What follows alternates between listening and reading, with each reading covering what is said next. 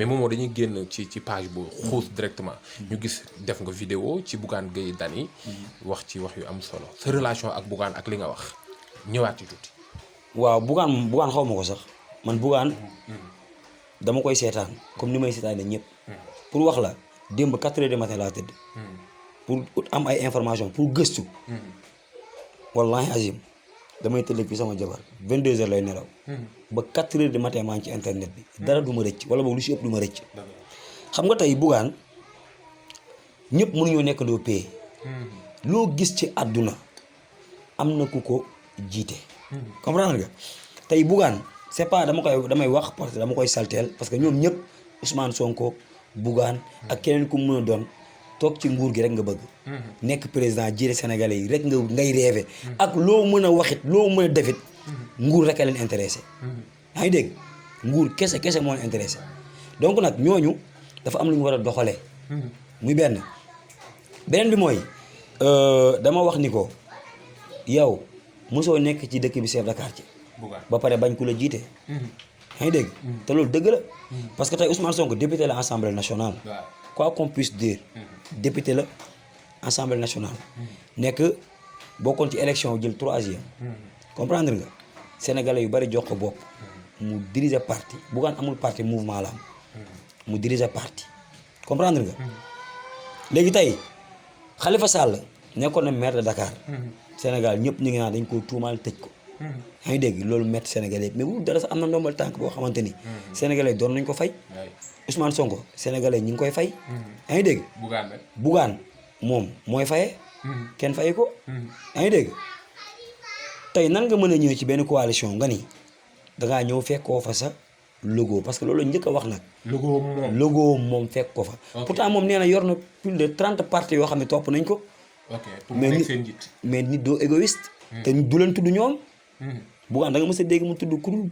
gëm sa bopp drapeau kese lay wane donc nan nga mën a nangoo loolu ba pare yaa ngi dégg ñooñu nangul la ko nga ci benn coalition boo xam ne ñu ngi ko tuddee yeewi askan wi yaa ngi dégg yow nga bokk dem ba ci biir après bëgg a génnewaat sa bopp parce que da nga ni gisoo sa couleur de parti couleur yi neexu la drapeau Sénégal fi la ko fekk président bu ñëw vert jaune rouge ñemewu koo changé pourtant da nga am couleur de parti pour man yooyu ay prétexte la parce que ku ko jiite lay bañ man d'accord naa nangoon na sax Khalifa Sall jiite ko mais est-ce que amul tendance moom Ousmane Sonko parce que defe naa buggul Ousmane Sonko jiite ko defe naa problème boobu la ñu am moo tax mu génne ci coalition bi mais nit da ngay nangu ku la jiite surtout loo xam ne yow xamoo ki dara mosoo nekk député chef de quartier mosoo koo nekk ci dëkk bi voilà da ngay nangu ku la jiite loolu mais comme ni nga ko waxee mosoo xam Bougane Gueye Dany comme ni nga ko waxee mais est-ce que amul dara loo xamante ni sa diggante ak moom ci selon doxalinam ak ni ko sénégalais joxee bopp nga am ci tuuti la naqari ba tax nga koy dóor xeer.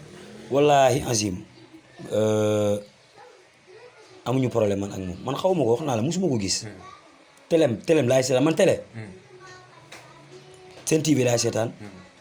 Sen TV maa nga fay seetaan benn émission bu ñuy wax mooy bi gel bi di def. Ndumbelaan bu ñoom Cheikh Omar Talla laa fay seetaan. TFM jàkkaarloo bi laay seetaan wala fajiri penco ñett yi laay seetaan sinon aw ma soxla ci télé man Bougane amuñu problème mais dama ni bu fekkee ne yow dañ la woo ci mbir moo xam dañu ne kaay ñu dimbali askan bi yow nga ne askan bi la tax a jóg yaa ngi dégg da nga war a ranger wu même bu fekkee dañ la teg 16e million de personnes nga ne yow Sénégal moo la ñor Sénégal rek nga bëgg da nga war a topp ci ginnaaw après terewul da ngay indi say idée lépp loo xam ne mën na doxal Sénégal nga nekk ci comme li ma waxoon activistes yi nekk Sénégal ñoo bokk benn combat bu ñuy xeex ñun ñëpp muy injustice lañ bëgg mu jóg fi pourquoi kii ber coalition kii ber yaa ngi dégg nañu nekk benn ñëpp mais yéen a bokk combat bu ngeen xeex lan moo tax mënoo leen nekk benn ñu xeex ko tey man su ma nekkee domaine santé chaque jour bala may tëdd dinaa xam ci santé lu koy doxal ma koy wax comme gouvernement am na koo xam ne chargé de communication la te sénégalais yi amul lenn lu ñu leen di leeral te kooku ñu ngi koy fay pour communication gouvernement bi te gisuñ te chaque jour daw gis nga ni communication moo rey Sénégal mais ñun tey man su ma nekkee domaine santé chaque jour dinaa xool loo xam mooy doxal santé yaa ngi dégg te ministre bañ fa teg doxalu ko ma koy wax kii bu nekkee ci dund gi lépp lu ñu yokk ci dund gi te population bi intéressé metti ko mu wax ko kii nekk fii kii nekk fii kii nekk fii mu nekk benn combat. mu dox effectivement. yaa ngi dégg mbir nit bu ngeen bokkee benn mbir. di ko xeex da ngeen di fexee ànd loolu mooy dëgg. affaire passeport diplomatique. Simon Kilifa noo ko gisee yow sa jàngat. xam nga dañoo tëdd fii man ak sama jabar. barki alxuraanu karim ma seetaan benn interview Simon. muy wax ministre yi nga xamante ni nekk nañ ak moom ay xarit. barki alxuraan man sama jabar. Simon mi du yàgg di nga dégg problème parce que boobu lii amagul. te amul boobu def naa war na def ay 3 mois ci ginnaaw. war na def ay 3 mois ci ginnaaw ma ne ko Simon bi ma seetaan billaahi dina am problème fi la tëdd sama jabar ma koy wax. ma ne ko Simon dina am problème parce que ñii mu wax ni ñooy ay xaritam waruñoo nekk ay xaritam. dina am problème léegi. ma ànd ak benn artiste bu mag tamit ñu daje ak Simon Almadi. mu ànd ak soxna si ñuy dem ma ni ko Simon dina am problème. parce que ma waxaat ko sama ko bay ma àndal. mu ne ma ndax la ma ne ko lii ak lii ak lii ak lii parce que am na ñoo xam ne waroo nekk ak ñoom ay xarit xam nga tey. mënoo di xas ay politiciens di leen saaga. di leen wili pande kenn bëggul gàcce. politicien même bu fekkee dafa sàcc bëggul gàcce. kii jaay boppam ci mbedd mi sax ngeen jëkkal ma ci wax ji. bëggul gàcce. yaa ngi dégg tey nga nekk ci politiciens yi di leen xas di leen saaga ba pare bëgg a ñëw di bokkandoo ak ñoom benn bool bu ñuy lekkee ñoom boo leen fekkee café de Rome fële. nga xam ne li gëmuñu Sénégalais yi. nii lañ def mën nañoo toog ci plateau yi saagante de. mais buñ dajee café de Rome kenn ku ci nekk da nga jël sa café waxtaan mel du yow Sénégalais yi ñuy lëre nit ñoo war a yeewu. yaa ngi dégg. bi gi des mooy ñoom dañoo wàcc dañoo jóge seen ànd ñëw ci ànd boo xam ne maîtriser wuñ ko. muy ay woykat lañ. yaa ngi dégg ñëw ci domaine boo xamante ni domaine waaw domaine politique la. donc boo ñëwee ci domaine boo xam ne nag da nga cee fekk ay nit il faut da ngay teey bu la dara jaral yenn yi. yaa ngi dégg mais Sénégal dafa bëri ñoo xamante ne bu ñu xasee ba am tur dañ ciy abusé wu. man waxuma ni yoon warul def liggéeyam. mais nit dañ jaaxaanaay quoi. parce que du ñoom rek ndax li ñu def man kiiwuma de neexuma de dama ci dal seen kaw man dama ci dal seen kaw ni leen mbir nit booy xeex benn mbir waruñu la ciy gis. parce que mënul na ngay xeex injustice ba pare xam nga ñu la ciy gis du yoon nit ñëw naan la damaa bëgg visa ngay am kenn koy woo ndax tubaab waxul kaay ma jaay leen visa tubaab bi dafa ni kaay ma may leen visa. yaa ngi dégg tubaab loolu wax kaay ma may leen visa. donc yow nag boo ñëwee même loo am relation. mais jëlal sa relation bi nga mettre ko en contact ak ki nga xam ne moo bëgg jox ko numéro téléphone. ni ko wóol diw. parce que warul yomb. Sénégal benn Sénégal la. mënoo xañ kii lii nangul ko lii mënul nekk. tey boo demee ci ambassade da nga gis ñoo xamante ni bàyyi dañuy heure bii nii dañuy dem fanaan suba. fanaan pour am place bu baax. te yow nga yor sa benn xaalis xam benn nit mu dem yombalal la visa bi après keneen ki nga xamante ni moo fa fanaan yendu fa ay ñetti fan pour mu am visa. xam nga légalisation rek pour nga am ko problème la. da ngay rang. donc warul yomb ñoom waru ñu leen gis ci lii. loolu mooy dëgg mais du tere tamit ñu ne justice bi na tëdd njaaxaanaay. loolu mooy dëgg.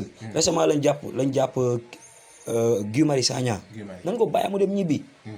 liberté d'expression am na. démocratie am na. yaa ngi dégg mais li mu wax man d'accord ma parce que ñun amuñu waaw man li mu wax. li mu bind ci page am man garaawul quoi.